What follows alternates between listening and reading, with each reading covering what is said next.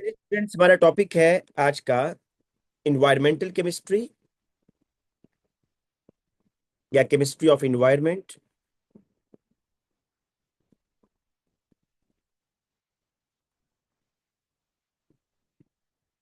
बच्चों, environmental chemistry के अंदर सबसे पहली चीज हम जो पढ़ेंगे वो है एयर क्वालिटी एंड क्लाइमेट। ठीक है, यहां से हम स्टार्ट करते हैं।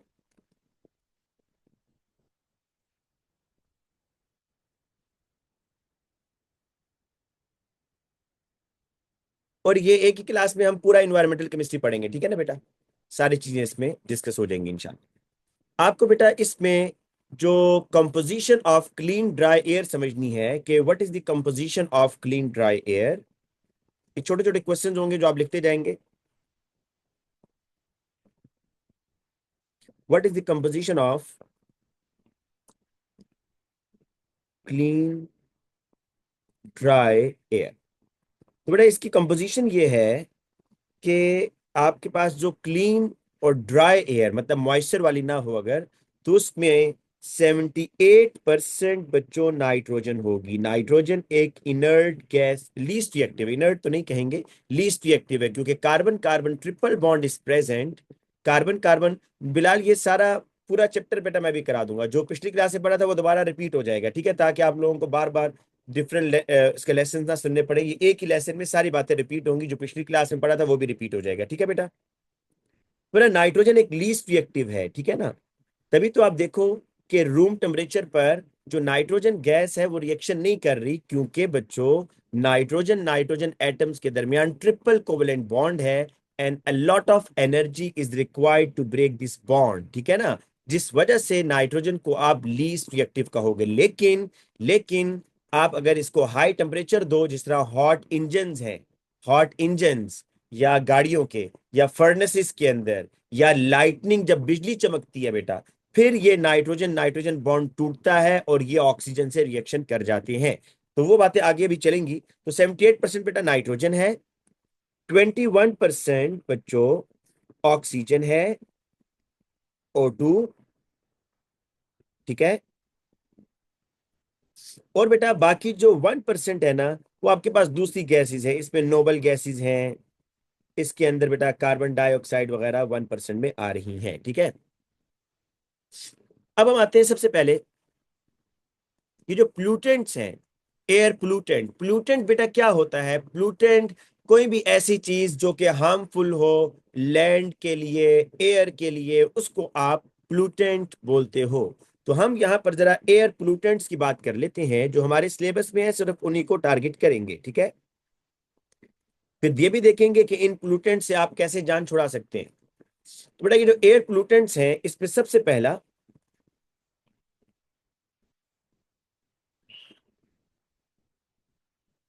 सबसे पहला है बेटा कार्बन मोनोऑक्साइड। कार्बन मोनोऑक्साइड बेटा ये कलरलेस गैस है, ठीक है। कलरलेस गैस है, कोई इसकी बेटा स्मेल नहीं है, नो स्मेल, पर इनसॉल्युबल है, वाटर वगैरह में डिसॉल्व नहीं होती, तभी तो आप इसको न्यूट्रल ऑक्साइड भी बोलते हैं। पर ये फॉर्म कैसे होती है? How is it form?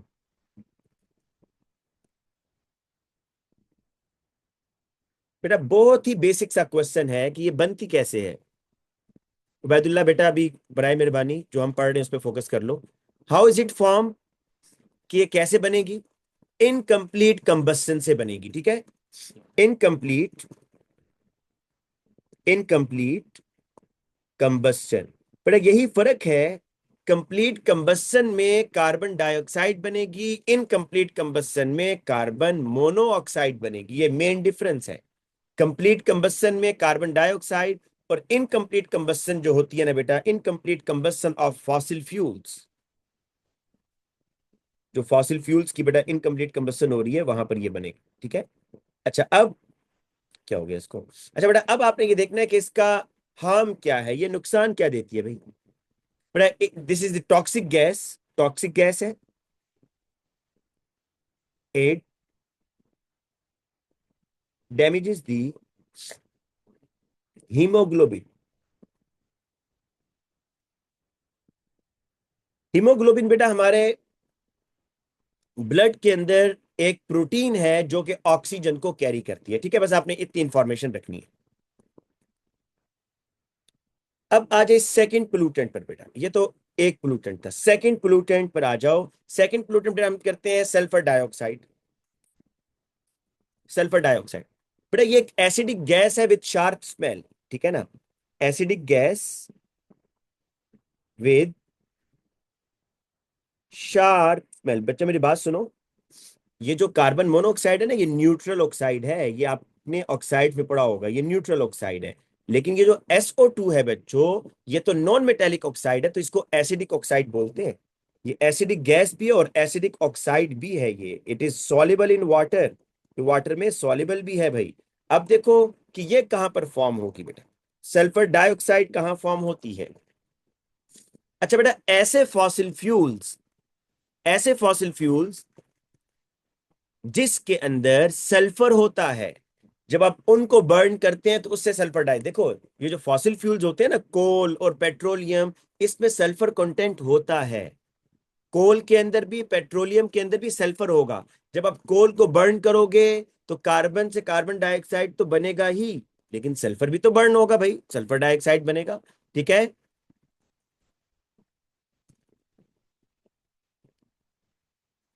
when sulfur compounds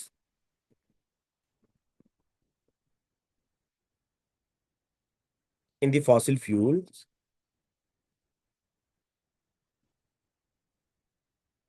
are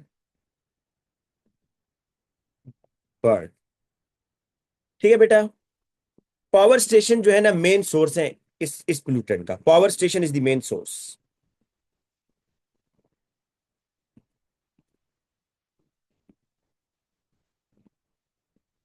अच्छा बेटा, इसका नुकसान क्या है, ये तो मैंने कहा ना कि बनता कहाँ है, हाउ इज इट फॉर्म। ये बनता है जब आप फॉसिल फ्यूल को बर्न करते हो।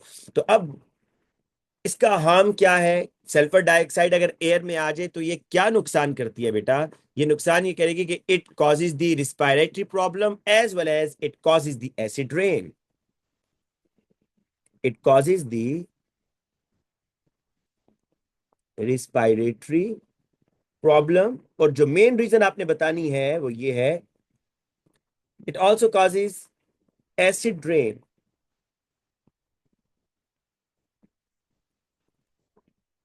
अब बड़ा एसिड रेन कैसी होती है आपको बता देता हूं। देखो बच्चों, जी बेटा, सल्फर डाइऑक्साइड के अलावा नाइट्रोजन डाइऑक्साइड भी है जो कि एसिड रेन कॉज करती है, लेकिन क्योंकि अभी हम सल्फर डाइऑक्साइड पढ़ रहे हैं तो मैं इसी का ही बताऊंगा। बच्चों असल में होता ये है कि सल्फर डाइऑक्साइड जो है ना, ये वाटर के साथ डायरेक्ट भी रिएक्शन कर सकता है, और क्या बनाएगा, H2SO3, सल्फ्यूरस एसिड। या बेटा इस तरह भी होता है स्टूडेंट्स कि जो सल्फर डाइऑक्साइड है ना, ये पहले सल्फर ट्राइऑक्साइड में कन्वर्ट होता है। किस में कन्वर्ट होगा, सल्फर ट्राइऑक्साइड में, ऑक्सीजन से। असल में ये ऑक्सीजन से डायरेक्ट रिएक्शन नहीं करता बेटा, ये ऑक्सीजन से डायरेक्ट रिएक्शन नहीं करता। इसका रिएक्शन आपके सिलेबस में नहीं है। ये NO2 से रिएक्शन करता है, NO2 इसको बेटा एक ऑक्सीजन दे देता है और ये SO3 में चला जाता है। असल में रिएक्शन ऐसे होते हैं, ठीक है ना। लेकिन आपको ये याद रखने की जरूरत नहीं है, बस ये याद रखना है कि अगर SO2 SO3 में जाएगा, स्टूडेंट्स फिर SO3 वाटर से रिएक्शन करके क्या बनाएंगे, sulphuric acid H2SO4।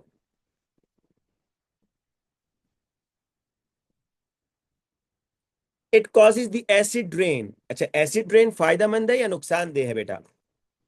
Azlan Khan, जो आप कह रहे हो कांटेक्ट प्रोसेस, बेटा ये ऊपर एयर में कांटेक्ट प्रोसेस तो नहीं होता ना, कांटेक्ट प्रोसेस तो इंडस्ट्री में होगा, जहां पर आप क्या करोगे, सल्फर डाइऑक्साइड को ट्राइऑक्साइड में भेजने के लिए विनेडियम 5 ऑक्साइड दोगे, 450 डिग्री सेल्सियस दोगे, और फिर 1 से 5 ATM प्रेशर दोगे। ठीक है ना। ये ऊपर एयर में तो कांटेक्ट प्रोसेस नहीं होगा बेटा। एयर में तो क्या होगा कि जो SO2 है वो वाटर से डायरेक्ट रिएक्शन करके H2SO3 भी बनाएगा, और SO2 अगर एयर में उसको NO2 मिलेगी तो SO2 NO2 से रिएक्शन करके SO3 में चला जाएगा, और वो SO3 फिर वाटर से रिएक्शन करके सल्फ्यूरिक एसिड बनाएगा। ठीक है ना।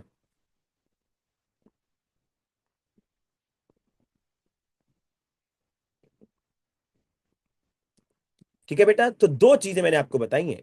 एक चीज आपको बच्चों ये बताई है कि सल्फर डाइऑक्साइड वाटर से डायरेक्ट भी रिएक्शन कर सकता है, और कौन सा एसिड बनेगा? H2SO3।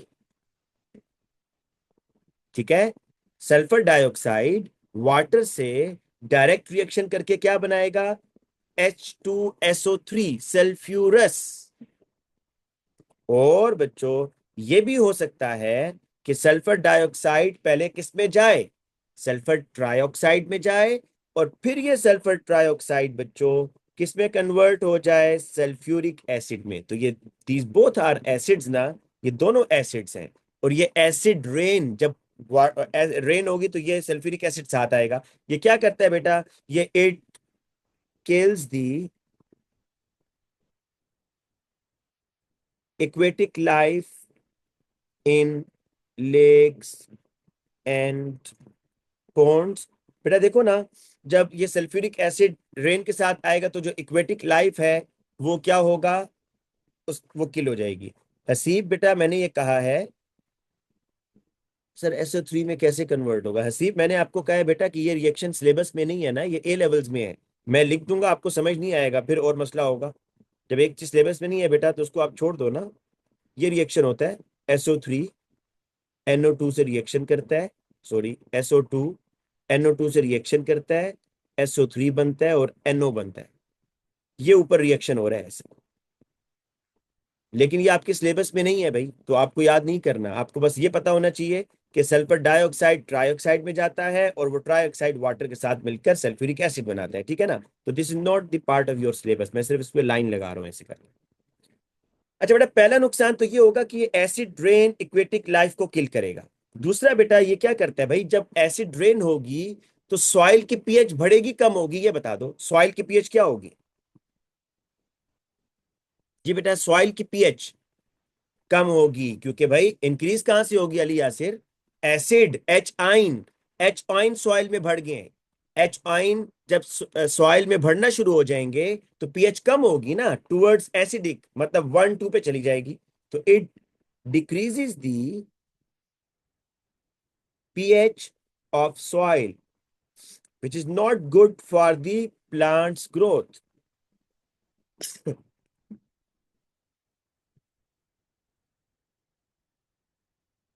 ठीक है बेटा, इसी तरह एक और क्या आप लिख दो कि it damages the buildings, marble statues जो कैल्शियम कार्बोनेट के बने हुए, इट डैमेजेस दी लाइमस्टोन या कैल्शियम कार्बोनेट बिल्डिंग्स। ठीक है, उनको उनके साथ रिएक्शन कर देती है ना बेटा, ये कार्बोनेट के साथ रिएक्शन कर जाएगा। अच्छा बेटा, अब आ जाओ, ये तो मैंने दूसरा पोल्यूटेंट, अब तीसरे पोल्यूटेंट की तरफ आते हैं। अभी इसका हम वो भी देखेंगे भाई किसका हल क्या है। थर्ड जो पोल्यूटेंट है वो है बेटा आपके पास नाइट्रोजन की ऑक्साइड। बेटा अभी मैंने आपको ये कहा था ना कि नाइट्रोजन तो इनर्ट है, लेकिन नाइट्रोजन भी ऑक्साइड बनाता है। ठीक है, नाइट्रोजन भी ऑक्साइड बनाएगा। तो थर्ड पोल्यूटेंट हमारे पास आ गया है नाइट्रोजन ऑक्साइड।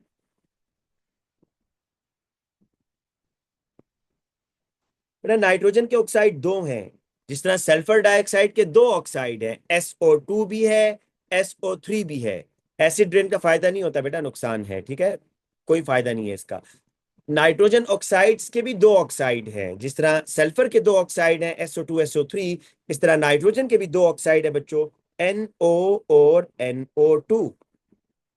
और बेटा ये भी एसिडिक गैस है, एसिडिक गैस। NO2 का वैसे कलर बता दूं आपको, colour of NO2 is brown. NO2 का कलर ब्राउन होता है, याद रख सकते हो तो रख लीजिएगा बच्चों।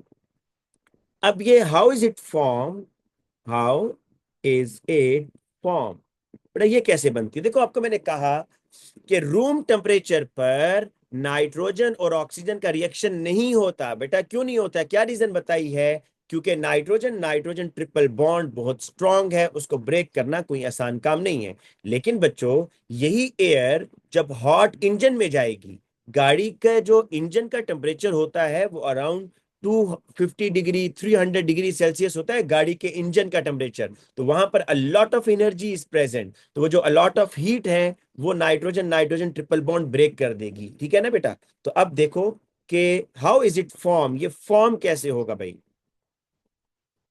When nitrogen and oxygen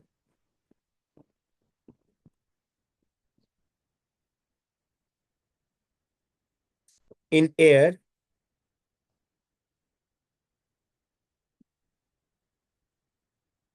react together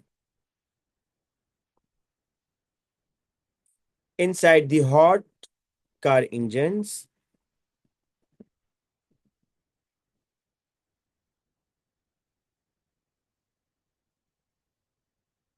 या इन हॉट फर्नेसेस, और इन हॉट,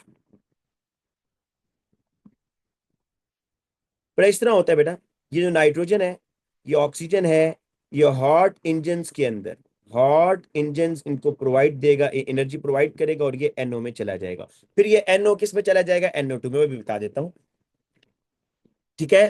तो ये बेटा नाइट्रोजन के ऑक्साइड्स बनेंगे इस तरीके से। अब इसका नुकसान क्या है, हार्म क्या है भाई इसका। It causes the respiratory problem and acid rain, ठीक है। इट कॉजेज एसिड रेन, अभी एसिड रेन को देख लेते हैं कैसे होगी। रिएक्शन लिख देता हूं बेटा, यहां पर देख लो। हाँ, ये बताने लगा था बेटा, ये तो मैन मेड है ना, ये हमारी वजह से ऑक्साइड बना है, मैन मेड। ये रीजन क्या बनी ऑक्साइड बनने की, मैन मेड है। लेकिन बेटा एक नेचुरल रीजन भी है, एक नेचुरल रीजन भी है नाइट्रोजन के ऑक्साइड के बनने की, वो है लाइटनिंग। फिर फाइजा ने ठीक बताया, जो जब लाइटनिंग होती है बच्चों, जब लाइटनिंग होती है, बिजली चमकती है जब, तो उससे क्या होगा भाई, उससे क्या होगा कि नाइट्रोजन और ऑक्सीजन ऊपर एयर में ही NO में चले जाएंगे। तो अब बेटा इसका एसिड रेन कैसे कॉज होगा, जरा देखो अली यासिर, जो आप पूछ रहे हो कि word exactly is acid rain, तो बेटा देख लो ये। सबसे पहला काम ये होता है बच्चों कि नाइट्रोजन और ऑक्सीजन गैस या तो हॉट इंजन्स के अंदर ये रिएक्शन करेंगे, मैन मेड, या फिर लाइटनिंग जब बिजली चमकेगी बेटा, तो क्या बनेगा, NO बनेगा, नाइट्रोजन ऑक्साइड। फिर क्या होता है बच्चों, ये नाइट्रोजन ऑक्साइड दोबारा रिएक्शन करता है O2 से, और क्या बनाएगा, NO2, नाइट्रोजन डाइऑक्साइड। बच्चों नाइट्रोजन डाइऑक्साइड बन गया है। ये एयर में हो रहा है बेटा सारा काम, पहले NO बना एयर में, फिर वहां से NO2 बन गया, क्या एयर में मॉइस्चर भी होगा, वाटर वेपर्स भी होंगे, बिल्कुल होंगे। तो बेटा अब मैं आपको बताता हूं कि नाइट्रिक एसिड कैसे बनता है।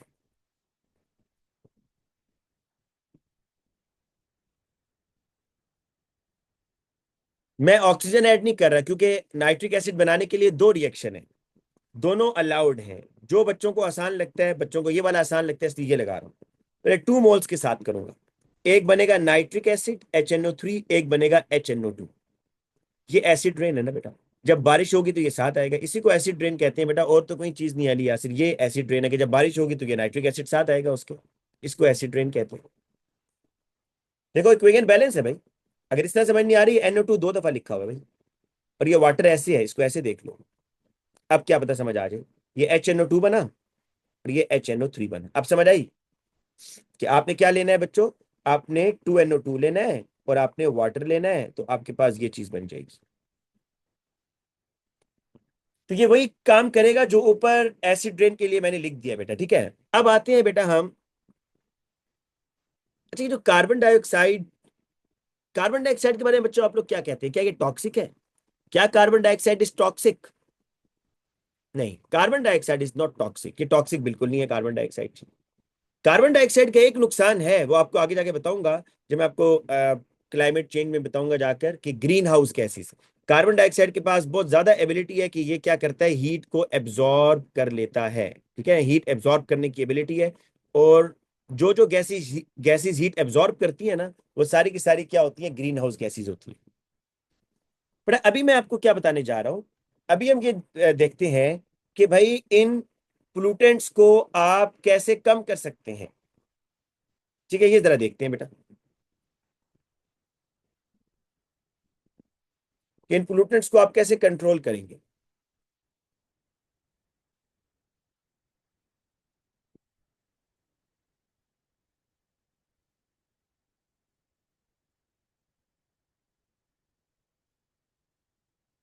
हाउ कैन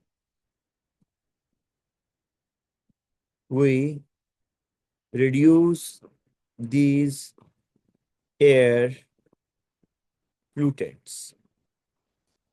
बेटा जहां तक तो बात है, स्टार्ट करते हैं सल्फर डाइऑक्साइड से, रिडक्शन ऑफ सल्फर डाइऑक्साइड। कि सल्फर डाइऑक्साइड को आप कैसे रिड्यूस कर सकते हैं बेटा?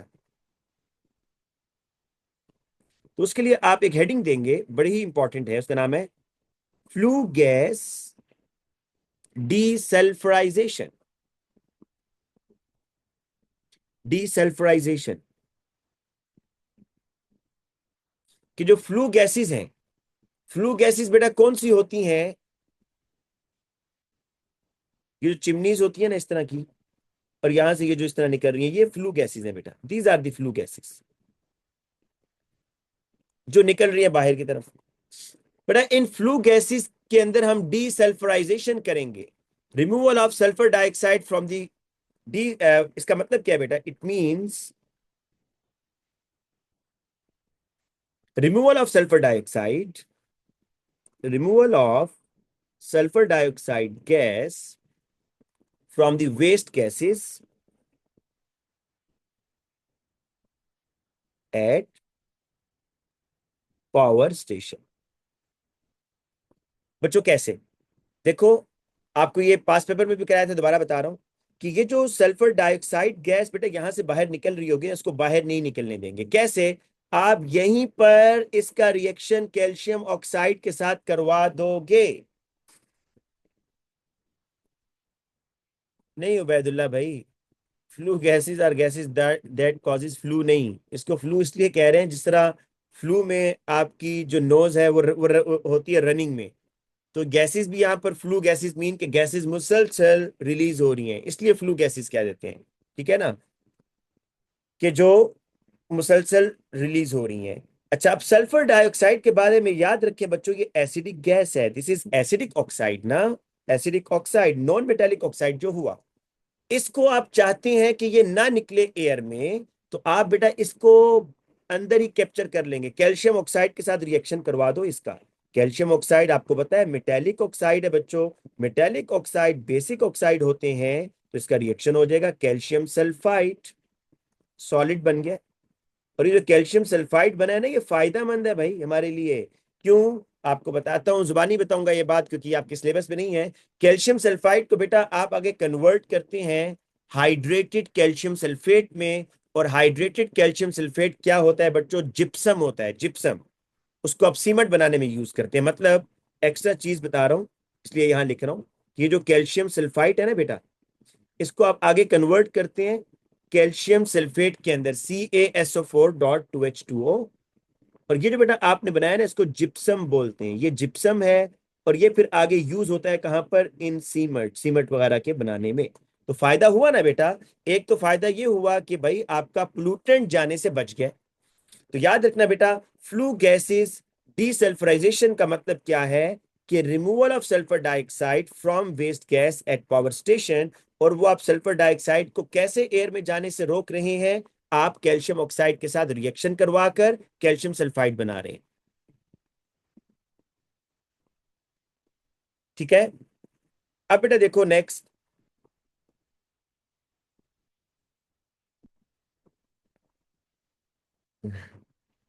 अली यासिर कह रहा है कि sir considering the current state of the student it is safe to say threshold will be low. वो पता चल जाएगा बेटा आपको कि लो होगा या हाई होगा।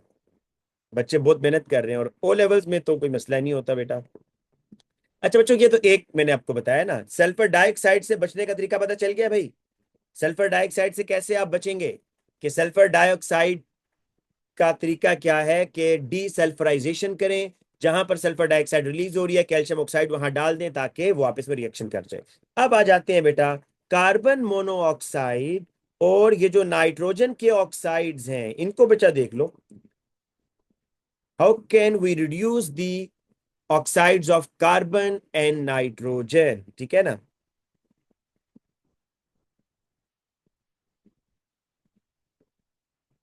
For the reduction of carbon monoxide and oxides of nitrogen, क्योंकि बेटा इनका मेन सोर्स है गाड़ियां, गाड़ियों के जो हॉट इंजन हैं, तो हम क्या करेंगे कि for the reduction of carbon monoxide and oxide of nitrogen we use catalytic converter in cars.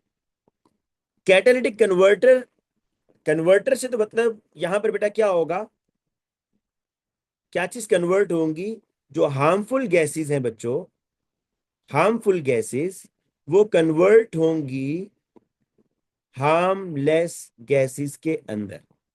और कैटलिस्ट बेटा कौन सा यूज होगा, कैटलिस्ट यहां पर यूज होगा प्लेटिनम। और भी ऑप्शन है, आप बस एक याद करो कि गाड़ियों के अंदर आपने देखा होगा बेटा, उनकी बैक स्क्रीन पर लिखा होता है अक्सर कैटालिटिक कन्वर्टर। तो वो क्या करते हैं, गाड़ियों के अंदर जो इनकम्प्लीट कंबस्टन की वजह से कार्बन मोनोऑक्साइड बनेगी और जो हॉट एयर की वजह से ऑक्साइड ऑफ नाइट्रोजन बनते हैं, तो वो कैटालिटिक कन्वर्टर इन हार्मफुल गैसेस को हार्मलेस गैसेस में कन्वर्ट करेंगे।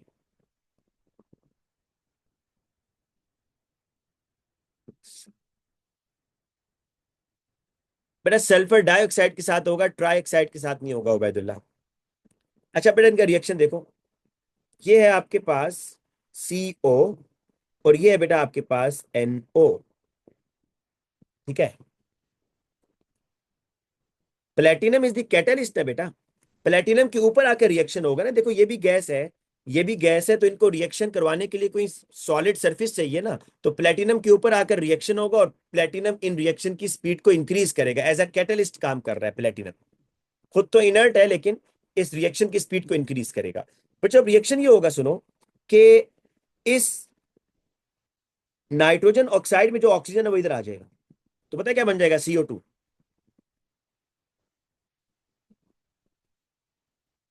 और बच्चों ये जो एक नाइट्रोजन बचा है, एक नाइट्रोजन ये N2 में चला जाएगा। बैलेंसिंग ऐसे कर लो, दिस इज रिडॉक्स, ये रिडॉक्स रिएक्शन है बच्चों, आप चेक कर सकते हो। आपको कल भी निशानी बताई थी ना, जिस रिएक्शन में कोई एलिमेंट इन्वॉल्व हो वो रिडॉक्स होता है, तो देखो N2 है ना। NO2 के साथ भी कर सकते हो बच्चों, की मुश्किल नहीं है। CO+NO2 it gives CO2+N2। Balancing कर लो बस।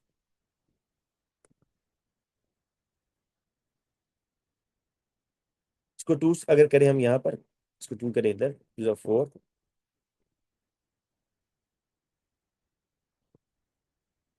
ये होगा। अच्छा अब क्या होगा भाई यहाँ पर, अब चेक करते हैं बैलेंसिंग। 2 4 5, नहीं हुआ।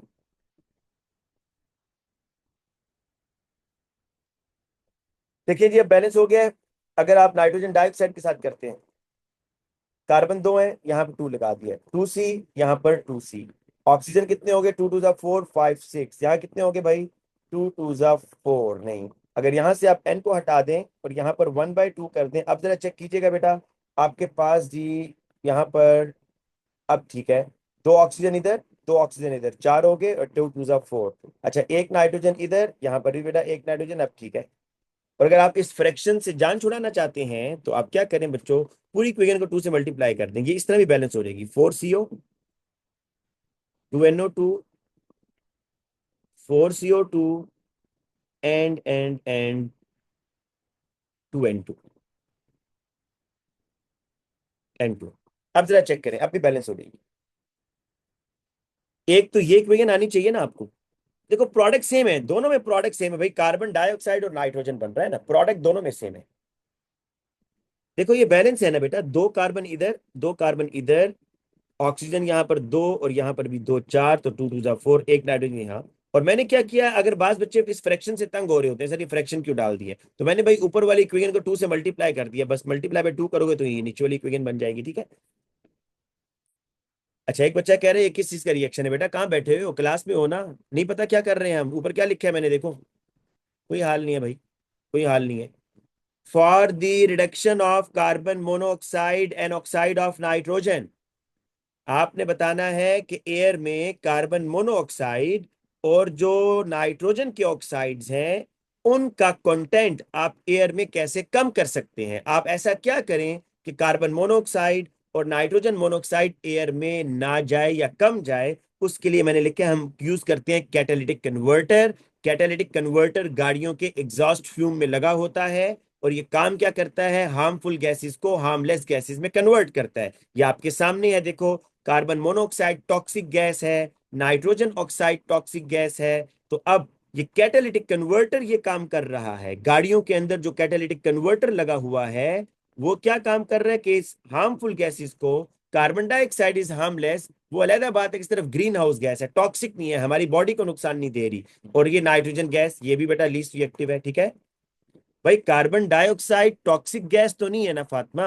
कार्बन डाइऑक्साइड का एक नुकसान है कि ये ग्रीन हाउस गैस है, लेकिन क्या कार्बन डाइऑक्साइड गैस टॉक्सिक है? बिल्कुल भी टॉक्सिक नहीं है बेटा। कार्बन मोनोऑक्साइड इज टॉक्सिक, ये हीमोग्लोबिन को डैमेज करती है।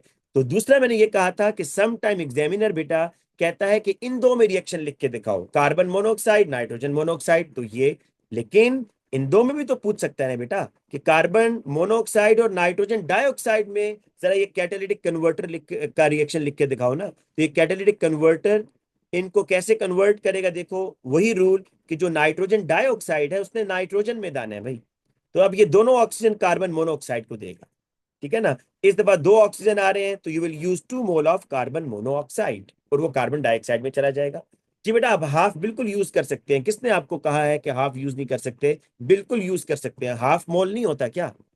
हाफ डजन होता है ना, हाफ डजन तो हाफ मोल भी होता है भाई, बिल्कुल होता है। अच्छा अब बेटा आ जाओ, ये तो हो गया कि हमने थोड़ा सा प्रिवेंशन की बात की है कि आप इन पोल्यूटेंट से कैसे बच सकते हैं। अब बड़ा थोड़ा सा ग्रीन हाउस गैसेस की बात कर लेते हैं, फिर उसके बाद हम आएंगे जो मजीद हमारे पास पोल्यूटेंट्स हैं उन पर, ठीक है।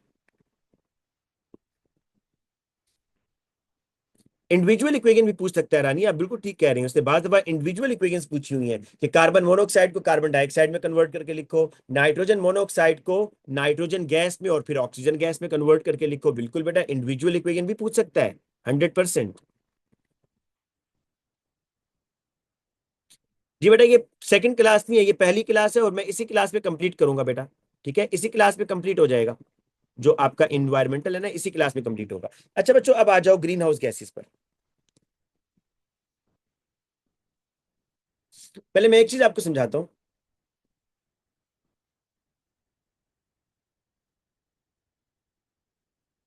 ग्रीन हाउस इफेक्ट क्या होता है? बड़ा, ग्रीन हाउस इफेक्ट को पहले समझते हैं। आप आगे गर्मी आ रही है ना बेटा, आप ये चीज नोट कीजिएगा कि आप जब अपनी गाड़ी खड़ी करके जाते हैं बेटा, अब ये फ्रंट साइड कौन सी है भाई पता नहीं चले। बेटा आप जब अपनी फ्रंट साइड, ये फ्रंट है, यहां से सनलाइट आ रही है, ठीक है, ये सन है।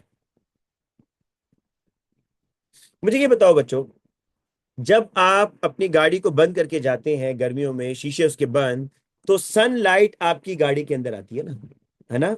और जो आपकी गाड़ी के अंदर सीट्स हैं, वो सीट्स उन हीट को एब्जॉर्ब करते हैं। एब्जॉर्ब करते हैं नहीं करते बेटा? बिल्कुल करते हैं। अच्छा, अब ये जो सीट्स है ना बेटा, अच्छा मैं एक चीज और बताता हूँ। ये आ रही है पहले जी, ये सनलाइट आ रही है ये। अब ये बहुत एनर्जेटिक है, लेकिन बेटा जब ये इस ग्लास को क्रॉस करेगी ना, तो इसकी वेवलेंथ बढ़ जाएगी। अब ये बाहर नहीं निकल सकती भाई, अब ये बाहर नहीं निकल सकती। अब ये जो सनलाइट गाड़ी के अंदर आई है ना, गाड़ी के अंदर बहुत कम पार्ट इसका गाड़ी से बाहर वापस जाएगा। मैक्सिमम लाइट इस गाड़ी के अंदर ही रहेगी, ट्रैप हो जाएगी। क्यों? उसकी एक रीजन है जो फिजिक्स वाले बताते हैं बेटा। इस तरह ये एक आपके पास ग्लास का बना हुआ एक स्क्वायर सा समझ लें, उसमें आपने एक प्लांट लगाया हुआ है, चले, ठीक है, ठीक है। अब देखें क्या होता है बेटा, ये सनलाइट आ रही है,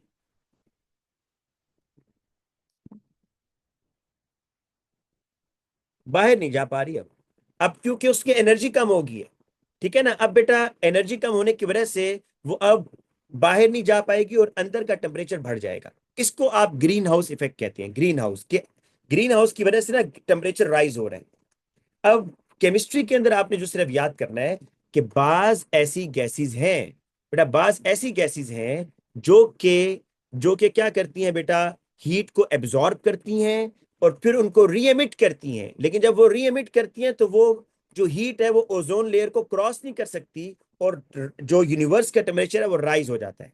ठीक है, तो मैं आपको अगर आपको इसका शॉर्टकट बता दूं बेटा, सबसे पहले ये होगा कि हीट फ्रॉम द सन, ठीक है, सन से हीट आएगी,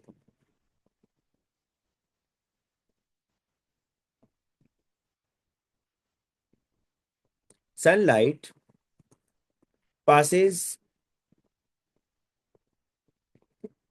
through the atmosphere and warm warms the earth surface।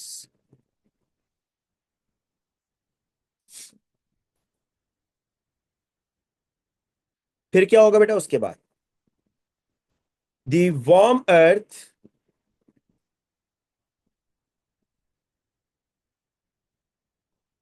emits the thermal energy।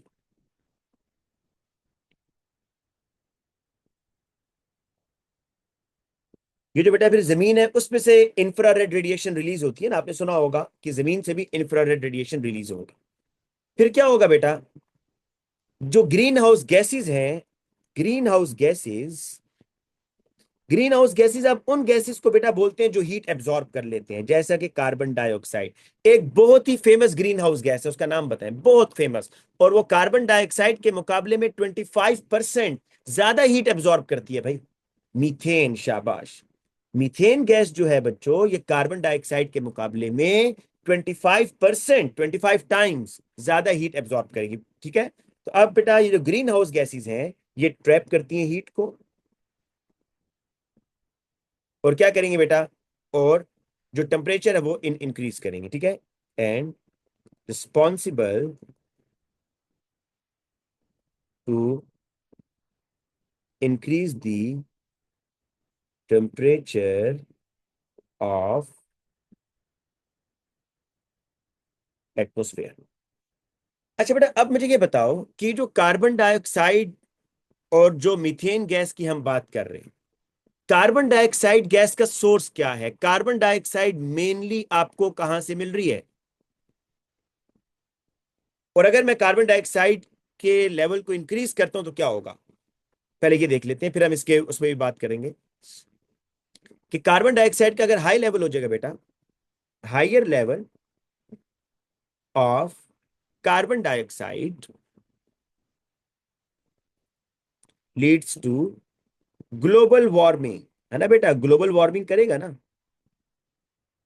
Global warming करेगा, which leads to climate change.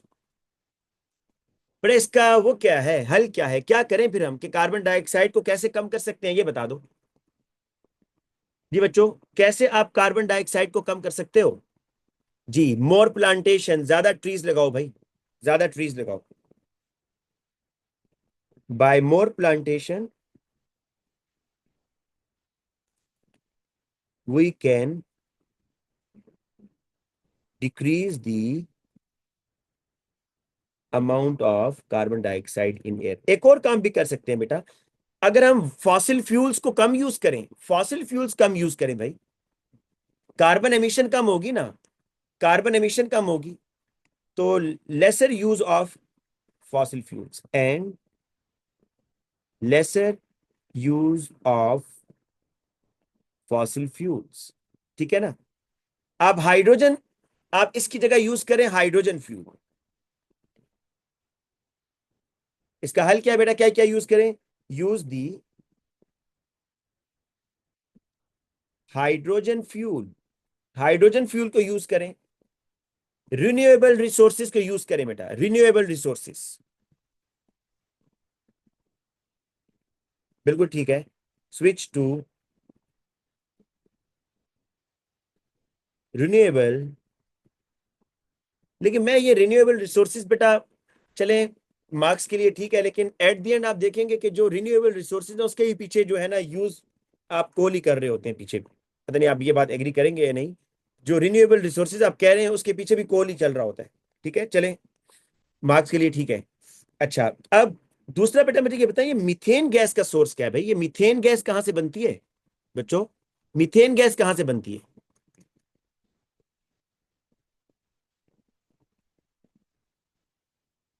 Underground, एक बच्चा कह रहा है नो।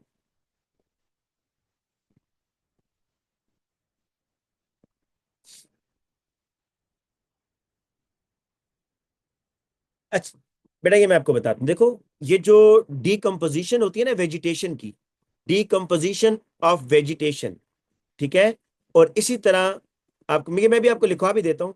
और इसी तरह बेटा आपने देखा होगा ये जो कैटल्स होती हैं, ये जो कैटल फार्मिंग होती है यूरोपियन कंट्रीज में, अब वो इसको प्रमोट नहीं करते कि आप कैटल फार्मिंग करें, क्योंकि जो कैटल्स हैं बेटा जब वो ग्रास और वेजिटेबल्स और ये लीफ वगैरह खाते हैं तो उनकी बॉडीज के अंदर जो बैक्टीरियाज होते हैं, बैक्टीरियाज, वो बैक्टीरिया क्या करते हैं बेटा, ह्यूमन नहीं भाई, ह्यूमन नहीं, कैटल्स, कैटल्स के डाइजेस्टिव सिस्टम से ये गैस प्रोड्यूस होती है, मीथेन गैस।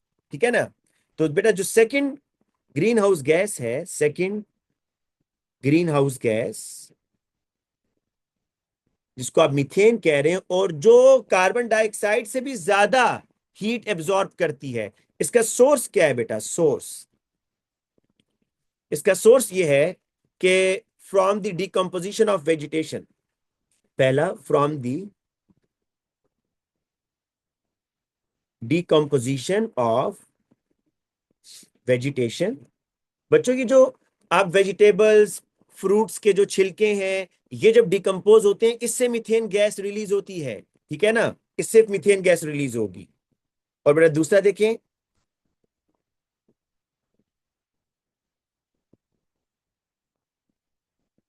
सिर्फ ह्यूमंस नहीं बेटा, नहीं ना, ह्यूमंस नहीं है।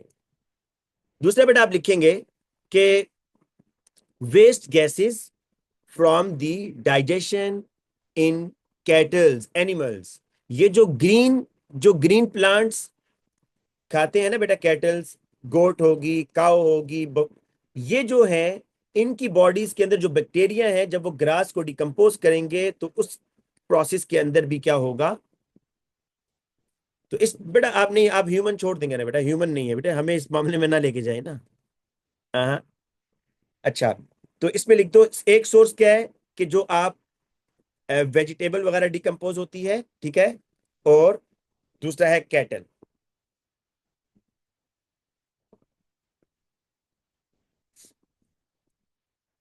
Waste gases from digestion in cattles. ठीक है बच्चों? अच्छा, अब आते हैं बेटा हम,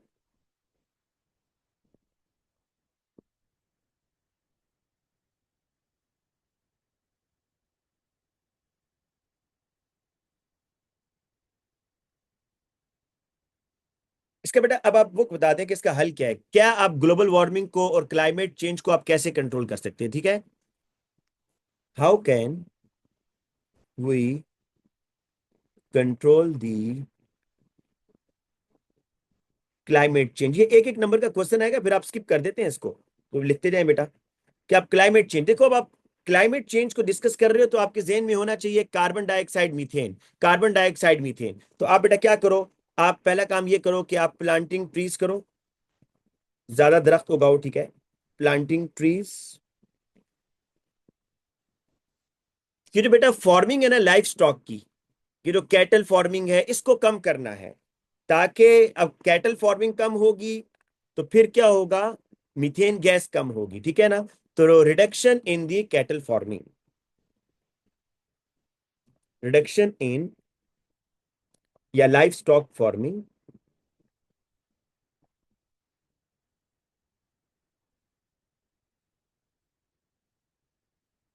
लेस मीथेन विल प्रोड्यूस। ठीक है? अच्छा, और क्या करोगे? Increase the use of hydrogen, hydrogen को एज अ फ्यूल यूज करो भाई। Increase the use of hydrogen gas as a fuel. क्यों बेटा? अगर आप हाइड्रोजन को एज अ फ्यूल यूज करते हो स्टूडेंट्स, तो उसका नुकसान नहीं है, वो बर्न होगा तो क्या बनेगा? वाटर बनेगा, कोई पोल्यूटेंट तो नहीं है वाटर, ठीक है। और use the renewable energy. Renewable energy मतलब आप सोलर यूज करें या विंड एनर्जी यूज करें, यूज दी रिन्यूएबल एनर्जी मतलब सोलर और विंड। इसमें भी बेटा अगर आप सोलर एनर्जी यूज करते हैं तो आपको सिलिकॉन सिलिकॉन वगैरह चाहिए, उसके लिए भी आपको सारा चलें जो अल्टीमेट आपको यूज करना पड़ेगा, उसके लिए एनर्जी कोल ही यूज करनी पड़ेगी। लेकिन एक दफा जब सोलर बन जाता है फिर आपकी कोल से जान छूट जाती है, ठीक है बेटा। अच्छा अब देखें यहां पर और चीज भी समझिए ना, ये प्लांटेशन, जो प्लांटेशन का हमने कहा है बेटा, इससे कार्बन डाइऑक्साइड कैसे कम होगा, इसकी इक्वेशन आपको आनी चाहिए ना बेटा। फोटोसिंथेसिस का जरा रिएक्शन देख लें, फोटोसिंथेसिस का रिएक्शन, ताकि आपको बेटा फोटोसिंथेसिस का रिएक्शन साथ देख लें।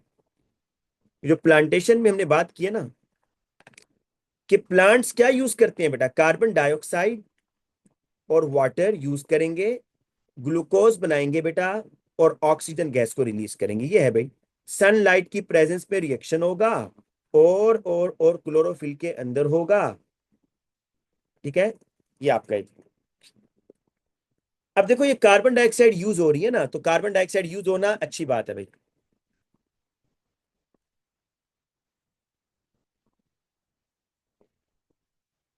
Life stock feed with something else instead of reducing.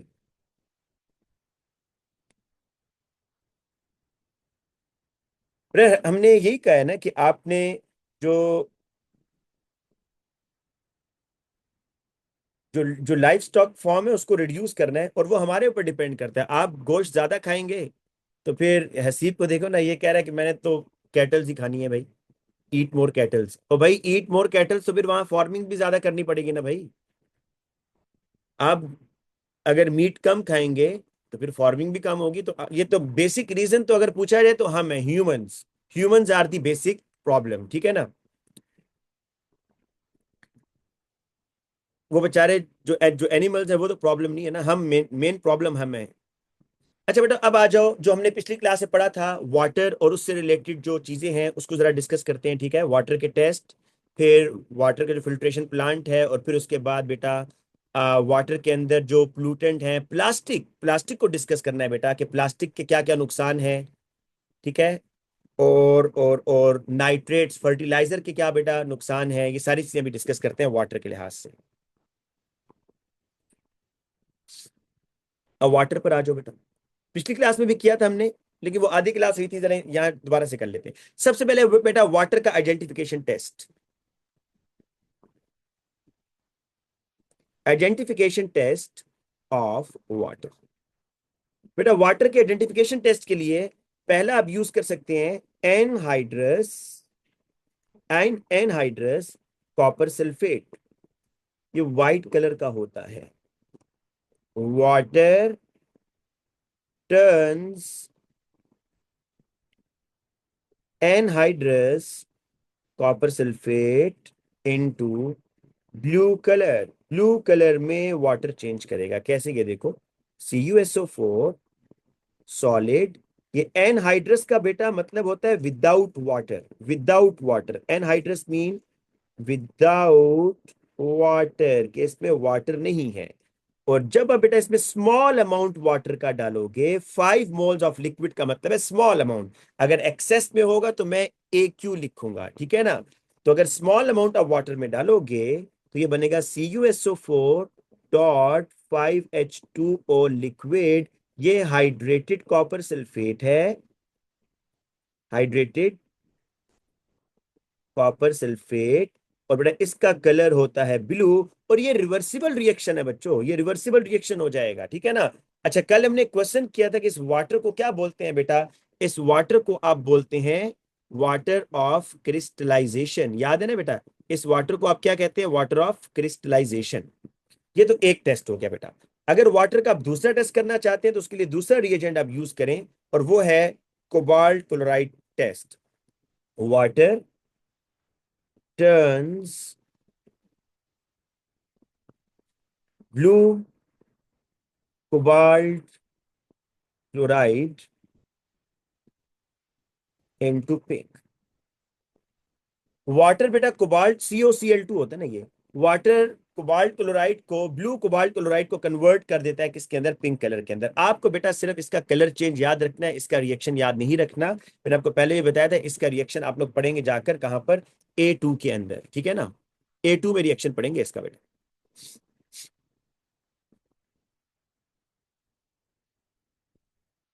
अगर आप फिर भी चाहते हैं ना रिएक्शन, तो मैं आपको बता दूंगा, लिख देता हूं, लेकिन आप कहेंगे नहीं सर मिटा दें, मुश्किल है, समझ नहीं आ रहा। ये है भाई, अब आप कहेंगे समझ नहीं आ रहा, ये कोबाल्ट है, ठीक है, CoCl4 2 और 6H2। ये आपका ब्लू होता है बेटा, ये आपका पिंक होता है, ठीक है ना। अब समझ नहीं आया ना, इसलिए मैं इसको रब कर रहा हूँ। ये असल में रिएक्शन हो रहा होता है, कोबाल्ट क्लोराइड ब्लू से पिंक में जा रहा होता है, this is the reversible reaction. Syllabus में नहीं है तो क्या जरूरत है भाई फजूल में याद करने की, इसको मैंने रब कर दिया।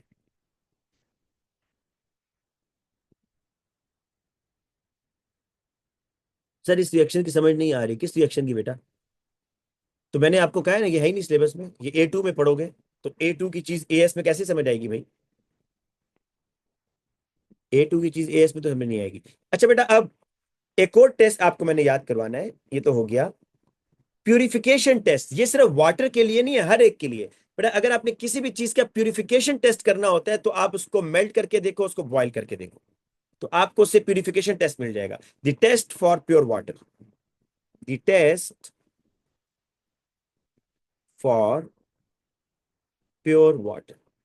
बेटा प्योर वाटर का टेस्ट ये होगा कि pure water boils at 100 degree Celsius and pure water freezes at 0 degree Celsius. बेटा जो इम्प्योर वाटर होगा ना, इम्प्योर वाटर हैज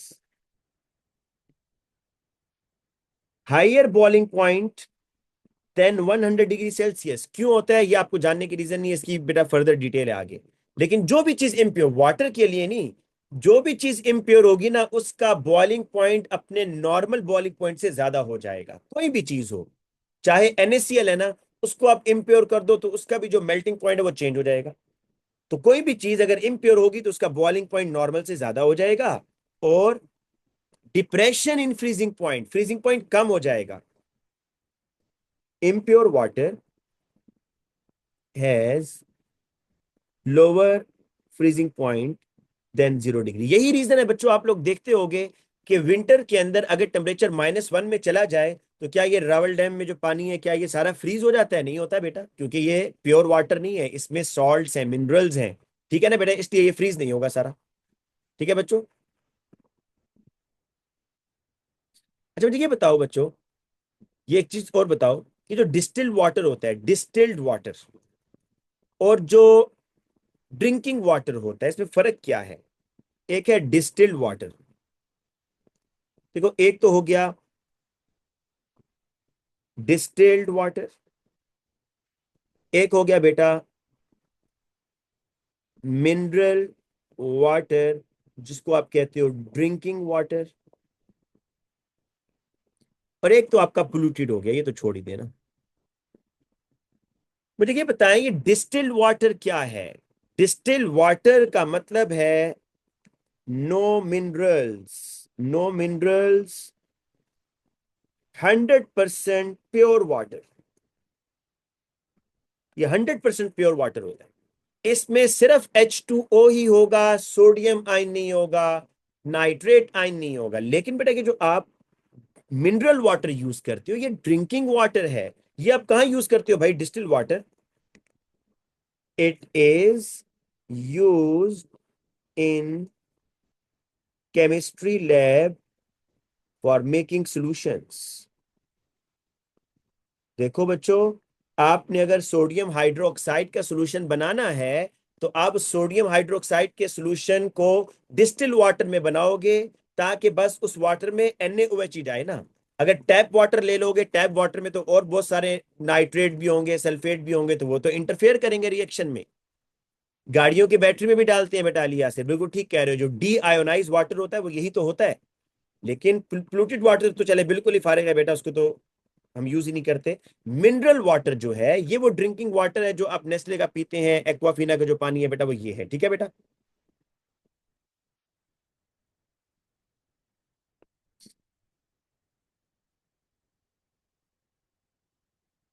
एक मिनट स्टूडेंट्स।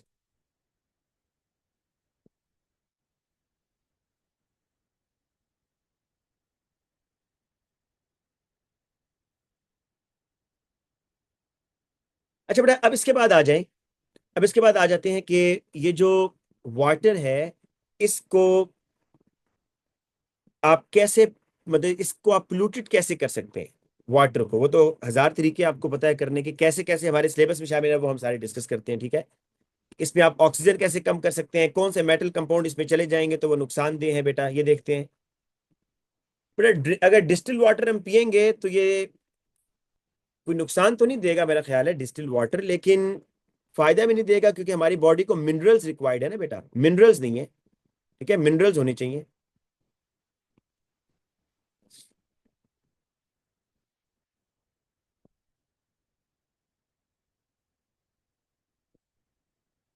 अच्छा जी बेटा, अब आ जाए।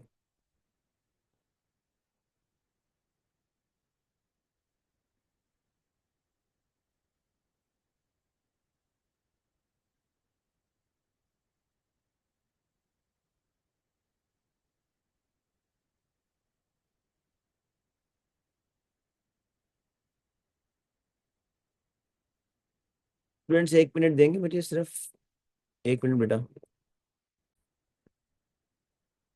बेटा अब आ जाते हैं जरा कि अगर आप प्लास्टिक वगैरह को पानी में डालते हैं तो उससे क्या फर्क पड़ेगा, ठीक है। तो प्लास्टिक पर पहले आ जाए। प्लास्टिक, फिर बेटा हम वाटर के पोल्यूटेंट्स को भी थोड़ा सा डिस्कस करेंगे। Polythene bag.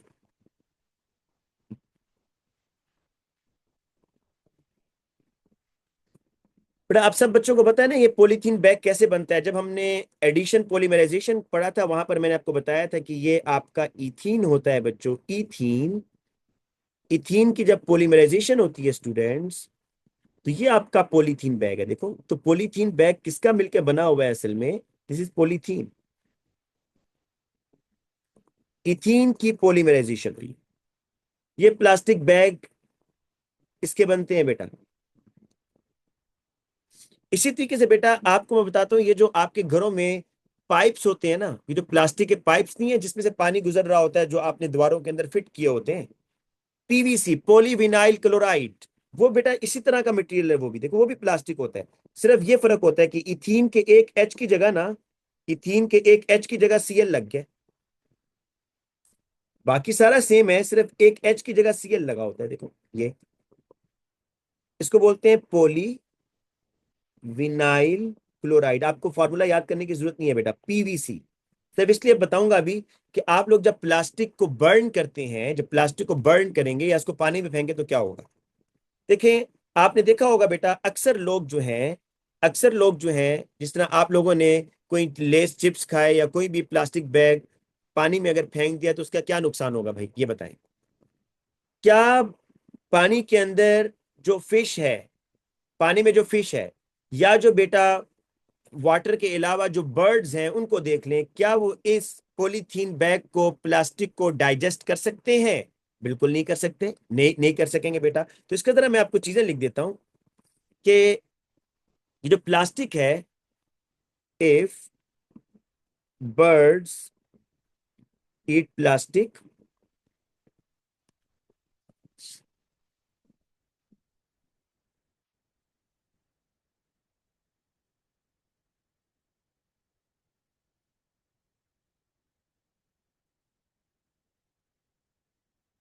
It choke the birds, it choke their digestive system,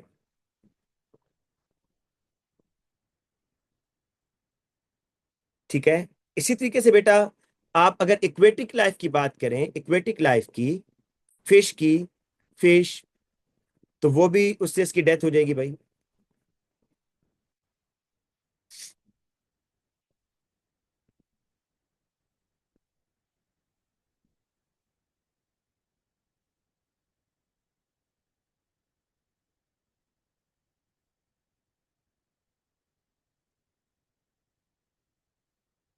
It causes harm to fish and other aquatic life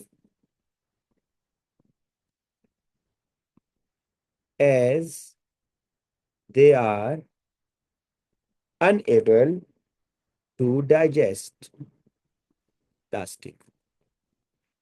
ठीक है बच्चों, अब इसी तरह इसके अलावा क्या होगा, आप अगर बेटा इनको नालों वगैरह में फेंक देंगे तो वहां पर क्या होगा, नालों में फेंकेंगे तो वो ये वहां जाकर क्या करेंगे, जो वहां पर ड्रेन्स हैं, ड्रेन्स उनको रोक देंगे, ठीक है। तो they clog up the drains, drains को बेटा रोक देंगे, ठीक है।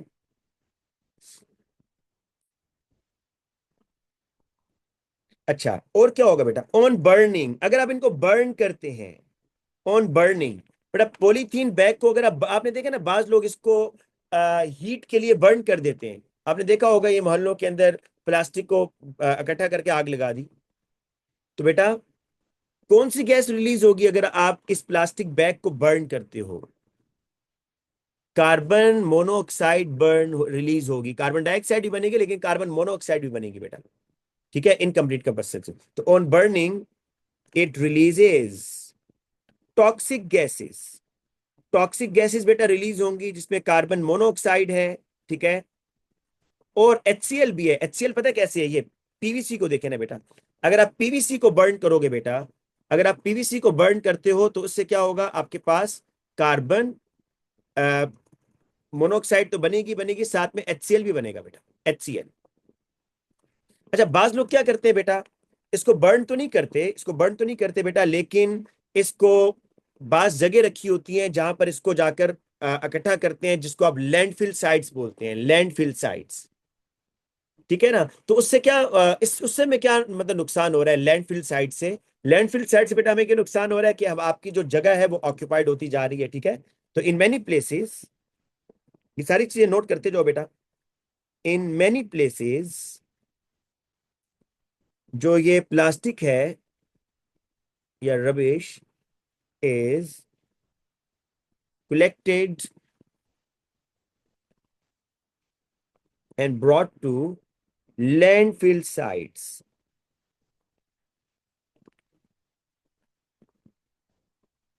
and this plastic bag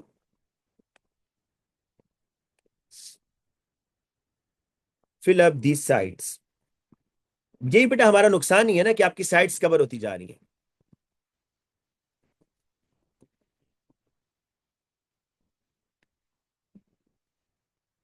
ठीक है बच्चों।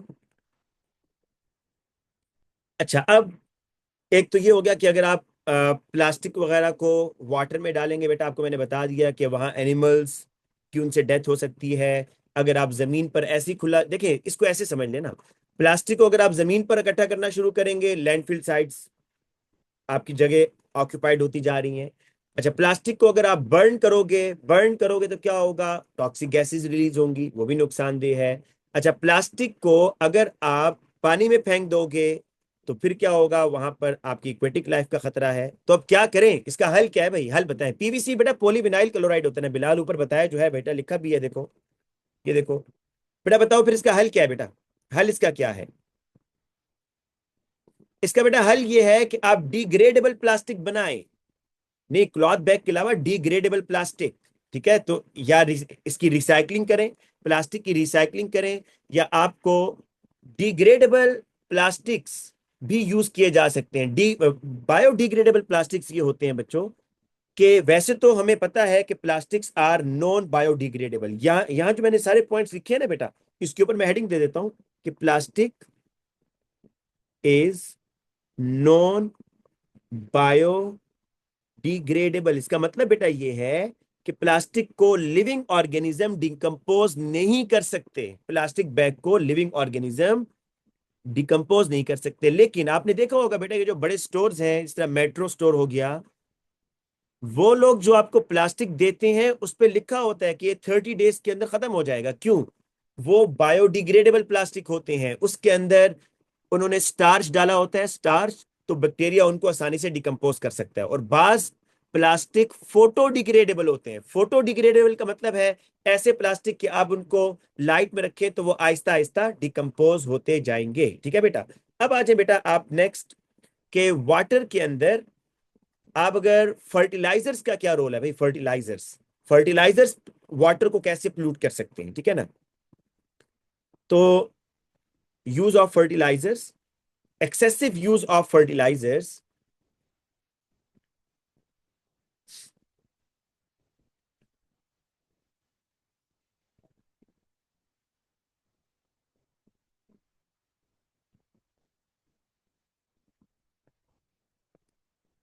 excessive use of fertilizers also pollutes the water। कैसे करेंगे देखो बेटा, आपको पता है फर्टिलाइजर्स क्या होते हैं। Fertilizers are the chemicals which increase the growth of crops। Crops की ग्रोथ को इनहांस करते हैं, ठीक है, स्पीड बढ़ाते हैं, ठीक है। और फर्टिलाइजर्स के अंदर जो मेन एलिमेंट्स होते हैं वो nitrogen, phosphorus and potassium. Main elements in दी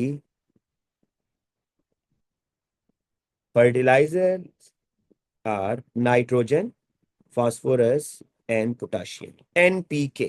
ठीक है बेटा, ये जो नाइट्रेट्स वाले फर्टिलाइजर्स है ना और फॉस्फेट्स, ये दोनों यही काम करते हैं। क्या करते हैं देखो, nitrates fertiliser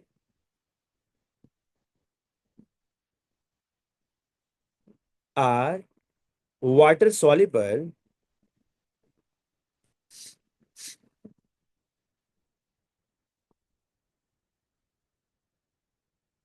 when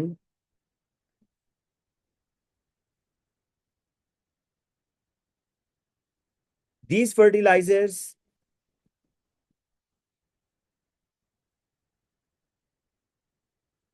enhance the growth of algae। ठीक है बेटा, ये जो फर्टिलाइजर्स है ना ये एलजी की ग्रोथ को क्या करेंगे भाई, इनहांस करेंगे। And this LG cover the water, and this LG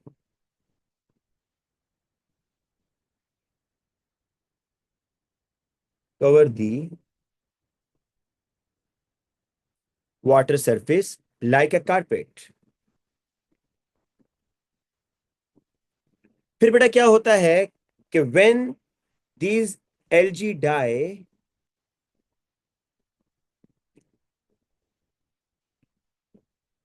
when these algae die, bacteria feed on them।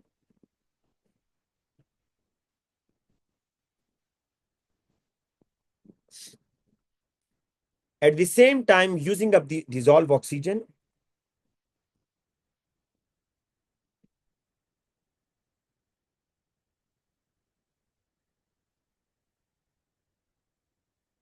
using up dissolved oxygen in water, so fish suffocate। तो देखे ना बेटा कितना मसला हो गया भाई। आपने फर्टिलाइजर्स डाले अपने जो है ना क्रॉप की ग्रोथ को बढ़ाने के लिए। वो फर्टिलाइजर्स क्योंकि वाटर सॉल्युबल थे, नाइट्रेट, वो वाटर में चले गए। वाटर में जाने के बाद उन्होंने एलजी की ग्रोथ को प्रमोट किया। एलजी की लेयर वाटर के ऊपर ग्रीन कलर की आ गई। फिर जब उन एलजी की डेथ हुई तो उनको डिकम्पोज करने के लिए बेटा ऑक्सीजन रिक्वायर्ड थी। तो कौन सी ऑक्सीजन यूज होगी, वही जो वाटर में डिसॉल्व ऑक्सीजन थी। तो ऑक्सीजन की कमी की वजह से फिश सफोकेट होगी। ठीक है बेटा। अब आ जाते हैं बेटा हम वाटर के अंदर जो treatment treatment this is called eutrophication Bilal. लेकिन उसने कहा हुआ आपकी सिलेबस में कि detail of eutrophication is not the part of your syllabus. तो यूट्रोफिकेशन का वो वर्ड यूज नहीं करेगा, लेकिन आपको थोड़ी सी डिटेल इसलिए बताई ताकि आपको पूरा कंसेप्ट तो पता हो ना। यूट्रोफिकेशन है ये, बिल्कुल ठीक कह रहे हो बेटा आप। बेटा अब लास्ट टॉपिक है अ मॉडर्न ट्रीटमेंट प्लांट, कि वाटर को आप प्यूरिफाई कैसे करते हैं। अ मॉडर्न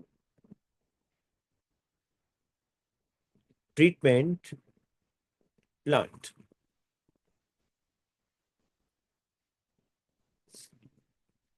ठीक है बेटा।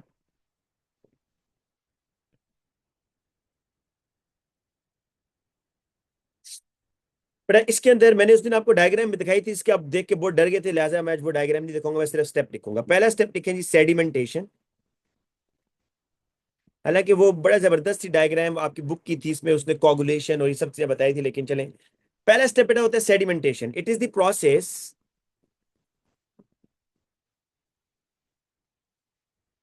Where solid particles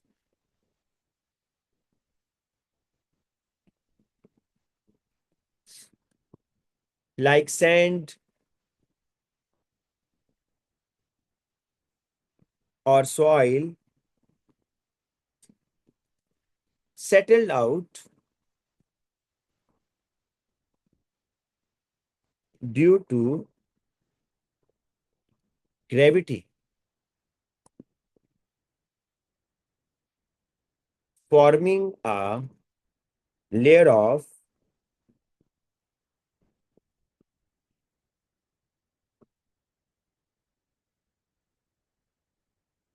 at bottom। बेटा ये बिल्कुल वैसी है कि आपको मैंने पहले भी बताया था, आप एक गिलास में ना, आप एक गिलास में बेटा पानी लो और उसके अंदर आप सैंड या सॉइल ऐड कर दो। इनिशियली सारा पानी गंदा सा हो जाएगा, ब्राउन कलर का, लेकिन कुछ टाइम के बाद आप देखोगे वो सॉइल सारी नीचे बैठ जाएगी, सारी सॉइल नीचे बैठ जाएगी। तो ये जो बेटा सॉइल सारी नीचे बैठ गई है, ये क्या है? This is the sedimentation. फिर सुन लो बेटा, सेडिमेंटेशन क्या है? कि it is the process where solid particles like sand और soil settle down due to the gravity, forming a layer at the bottom. आपके घरों में जो पानी का टैंक है ना बेटा ऊपर, यहाँ यही काम होता है। जब पानी उस टैंक में इकट्ठा होता है तो जो उसमें सॉइल वगैरह होती है वो नीचे बैठ जाती है, इसी को सेडिमेंटेशन कहते हैं। अली यासिर सोया हुआ था पहले, अभी वो कह रहा है कि सर यूट्रॉफिकेशन दोबारा बता दें। तो भाई दिस इज यूट्रॉफिकेशन। यूट्रॉफिकेशन क्या है?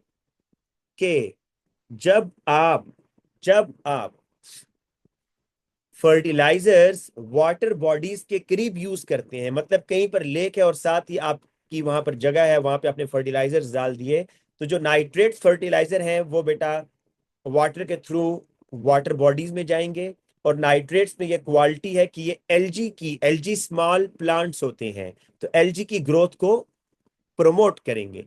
तो जैसे ही नाइट्रेट पानी में जाएगा, एलजी की लेयर बेटा वाटर के ऊपर आ जाएगी, एक ब्लैंकेट के तौर पर, कारपेट के तौर पर। एलजी छोटे से प्लांट्स होते हैं, शॉर्ट लिव होते हैं, जल्दी उनकी डेथ हो जाती है। जब एलजी की डेथ होगी ना बेटा, तो उन एलजी को डिकम्पोज करने के लिए बैक्टीरिया आएंगे, बैक्टीरिया उनको डिकम्पोज करेंगे, ठीक है ना। और बैक्टीरिया जब एलजी को डिकम्पोज करेंगे तो बैक्टीरिया को ऑक्सीजन चाहिए होता है, तो ऑक्सीजन वो उसी वाटर से यूज करेंगे जो वाटर में डिजोल्व ऑक्सीजन थी, जिसकी वजह से वाटर में ऑक्सीजन की कमी हो जाएगी और फिश सफोकेट करेगी, ठीक है। अच्छा बेटा, मैं मॉडर्न ट्रीटमेंट ऑफ प्लांट की बात कर रहा था, इसमें पहला स्टेप तो हो गया सेडिमेंटेशन, कि आपने क्या करना है भाई, आपने वाटर को एक टैंक में रखना है ताकि उसमें जो सॉइल वगैरह वो नीचे बैठ जाए। दूसरा काम बेटा आप लोग क्या करेंगे, फिर आपने बेटा इसको फिल्टर करना है। Then water is pass through a bed of fine sand to filter it। बेटा आपको ना उसको फिल्टर करना है भाई।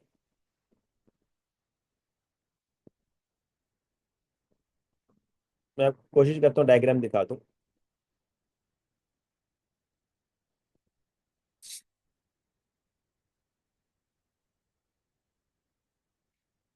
आ जाओ भाई, पेस्ट हो जाओ। हम्म, ये बेटा देखो इस तरह, ये आपने इस तरह इसको फिल्टर कर लिया, ऊपर से पानी आ रहा है, ये सैंड फिल्टर ऐसे फिल्टर होगा, ठीक है। तो ये सेकंड स्टेप है बेटा कि आपने वाटर को फिल्टर कर लेना है। फिर बेटा सबसे इंपॉर्टेंट पॉइंट जो एग्जामिनर पूछता है आप लोगों से, वो जरा देख लो। तीसरा स्टेप ये कि आपने फिर उसको बेटा चारकोल से पास करवाना है, ये देखो third step. Then it is pass through charcoal. ये पूछेगा बेटा, बच्चों बच्चों ये पूछेगा, it is pass through charcoal, क्यों? To remove the bad taste जो वाटर में सम टाइम आ रहा होता है, एंड स्मेल। वाटर के अंदर बेटा स्मेल और बैड टेस्ट को रिमूव करने के लिए आप चारकोल क्या है, कार्बन है, उसमें से पास करवाएंगे। ठीक है बेटा, हुमैद दोबारा करवा रहा हूं ताकि एक दफा अब आप एक बस यही नोट्स एक ही उसमें बना लेना।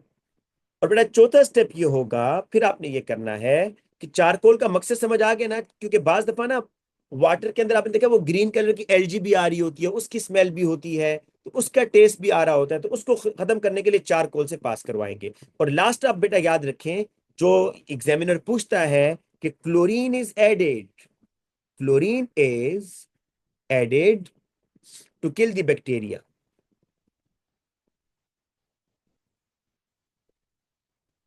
बैक्टीरिया, एंड माइक्रोब्स, और जो स्मॉल लिविंग ऑर्गेनिज्म है। ठीक है बच्चों, मुझे एक दफा सिर्फ आपका सिलेबस चेक कर लेने दें।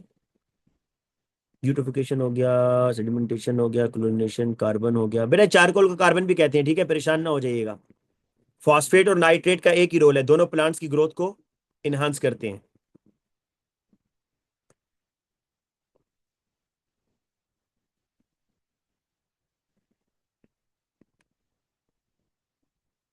जी बेटा अल्हम्दुलिल्लाह हो गया।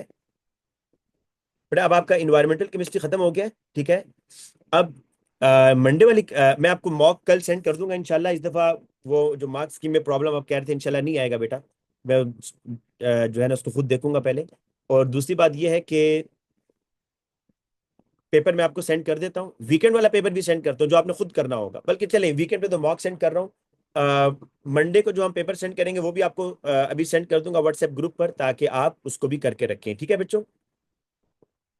जी बेटा फॉस्फेट जो है ना ये प्लांटेशन करता है उबैदुल्ला, फॉस्फेट भी प्लांटेशन करता है। जिस तरह नाइट्रेट तो स्पेसिफिकली एलजी की ग्रोथ को इंक्रीज करता है ना, तो फॉस्फेट सिर्फ प्लांटेशन कर रहा होता है। जी दाऊद बेटा पूछो, दाऊद। सर ये मैंने पूछना था, वो फ्लोराइड वाला नहीं हमने करना, नहीं नहीं, फ्लोराइन फ्लोराइड जो। वाला मैंने आपको बड़ा एक्स्ट्रा बताया था, मैंने अपने ही एक्स्ट्रा बताया ना, उस दिन आप परेशान हो गए थे, इसलिए मैंने बिल्कुल बस टू द पॉइंट। क्योंकि आप अगर सिलेबस को देखें ना, तो सिलेबस के अंदर उसने कहा है बच्चों को सेडिमेंटेशन बताना है, बच्चों को कार्बन का बताना है कि चारकोल क्या करता है, और बच्चों को क्लोरीन का बताना है, बस ये तीन बातें बताइए, फिर एक्स्ट्रा मैंने नहीं कराया बिल्कुल। Okay sir. अजान हो रही है बेटा, ठीक है, अब नमाज का टाइम है, अल्लाह हाफिज।